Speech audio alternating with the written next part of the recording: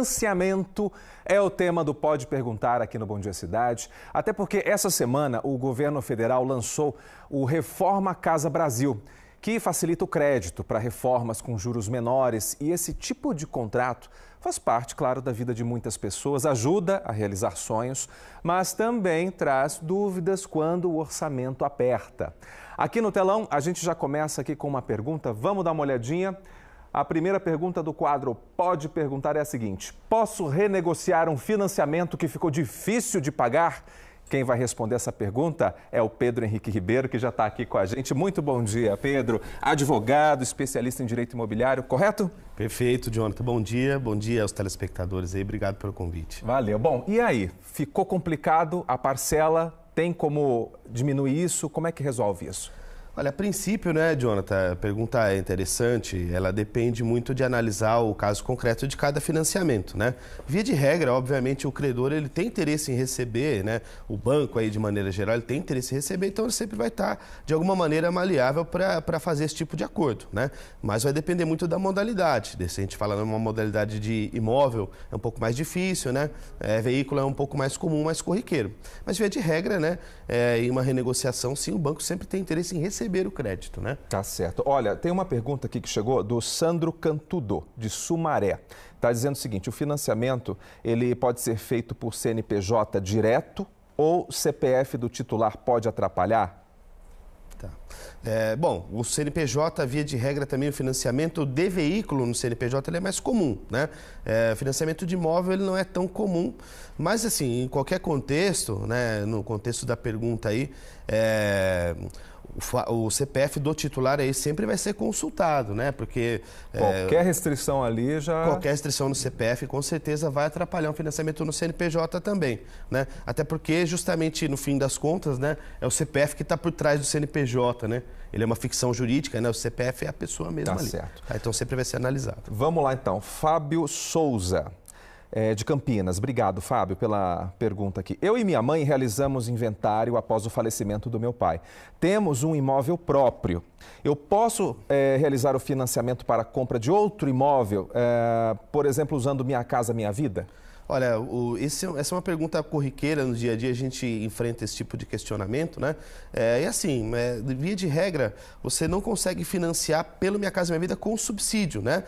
Mas assim, existe uma gama de financiamentos ali, né, que são oferecidos pelos bancos públicos, principalmente a Caixa Econômica, né? Que acho que é no contexto que ele está perguntando, de fazer um financiamento pelo sistema financeiro de habitação para quem já tem imóvel, né? Óbvio, você não vai ter acesso ali aos subsídios, né, do governo, vai trabalhar... é a grande vantagem do Minha Casa Minha Vida. É a grande vantagem, exatamente. Então você vai trabalhar com taxas de juros maiores, né? Um valor de entrada maior, talvez, também, né? Mas é possível dentro do sistema financeiro de habitação. No Minha Casa Minha Vida, propriamente dito, você não vai ter acesso aos benefícios ali tendo um imóvel, seja ele de inventário, seja um imóvel, né, seu próprio. Olha, o Leonardo Lourenço, de Sumaré. Bom dia. Eu financiei um carro e já paguei 2 anos. Tenho como reduzir o valor das parcelas? Pelo visto, está pesando também no orçamento, né? Sem dúvida. É possível, sim, né? Mais uma vez a gente volta ali a dizer que o banco tem interesse no recebimento desse crédito, né? O que acontece em todos os financiamentos é que ele tem uma garantia, né, vinculada. Então, assim, tem um carro vinculado. No caso do amigo que perguntou ali, ele tem um carro, né? O banco está resguardado em caso de não pagamento de retomar o veículo.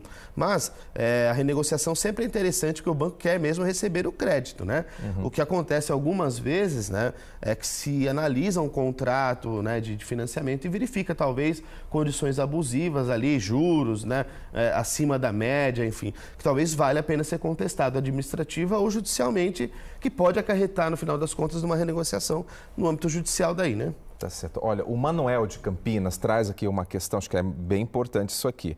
Gostaria de saber qual a melhor taxa para financiar a construção de imóveis entre a SAC, Sistema de Amortização Constante, ou PRAS, parcelas fixas.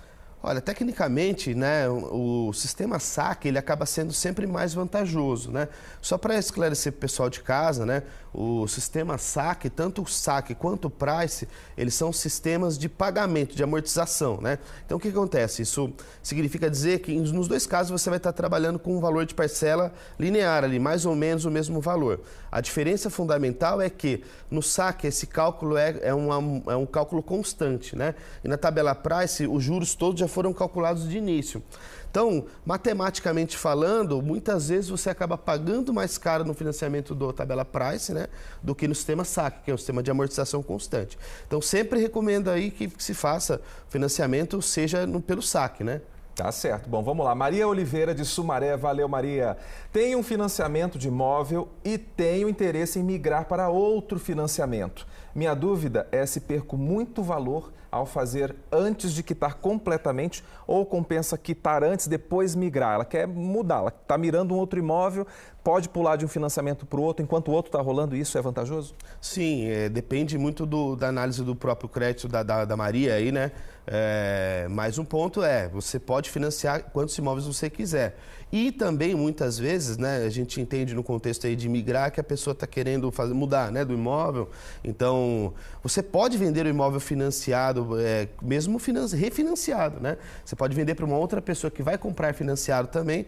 Aí se faz uma baixa ali no financiamento anterior, que é o interveniente quitante que a gente fala, né? Isso não dá prejuízo nenhum para o consumidor, assim. Ele vai apurar a dívida que ele tinha e vai ser feita a quitação, né? Daí com o financiamento do novo comprador. Mas nos dois cenários é possível. Ela pode tanto vender esse imóvel financiado, como pode quitar também e fazer a venda. Mas no caso dela, se tem interesse de mudar, né, e tem pressa de mudar, não vai ter prejuízo nenhum vender ele financiado. Legal. Clédima Oliveira Palma, de Campinas. Tinha um financiamento de imóvel que ia diminuindo o valor das parcelas. Agora fiz outro e agora não me atentei que não era igual. Tem 1 ano e meio e não baixou nada né, do valor, só aumenta o saldo devedor. Tem como mudar isso? Ela pergunta. Olha, pela Caixa Econômica. Tá certo. Esse fenômeno, né, o Clédima, ele está muito ligado ali à taxa de juros que foi escolhida, né?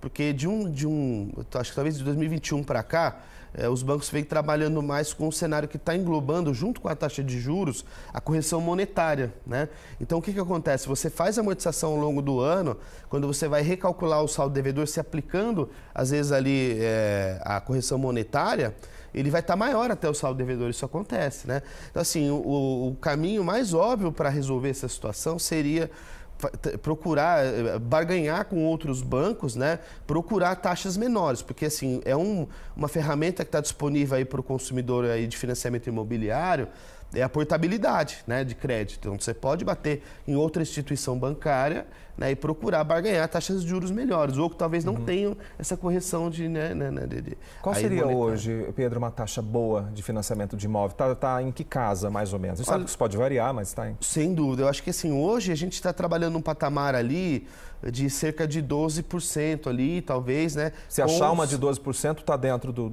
bom negócio. Está dentro, Jonathan, porque assim, o financiamento imobiliário, ele está muito atrelado às condições da Selic, né? Que é a taxa de juros, taxa básica de juros, né?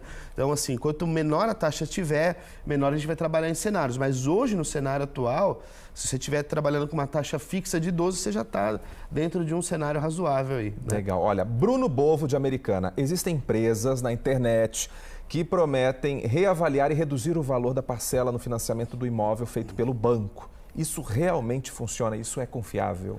Olha, é uma análise muito caso a caso, né? Assim, esse é um tipo de trabalho que, infelizmente, ele é vendido demais ali, mercantilizado, né?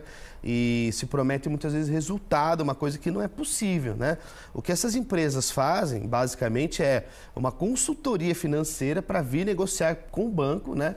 E tentar fazer essa renegociação que a gente estava comentando no começo do programa, né? Mas muitas vezes isso não funciona, né? Então, assim, tem que estar em mente isso, que você está pagando para uma empresa, né? E precisa analisar, obviamente, a idoneidade dessa empresa, enfim, né? Procurar avaliações, né? na internet, enfim.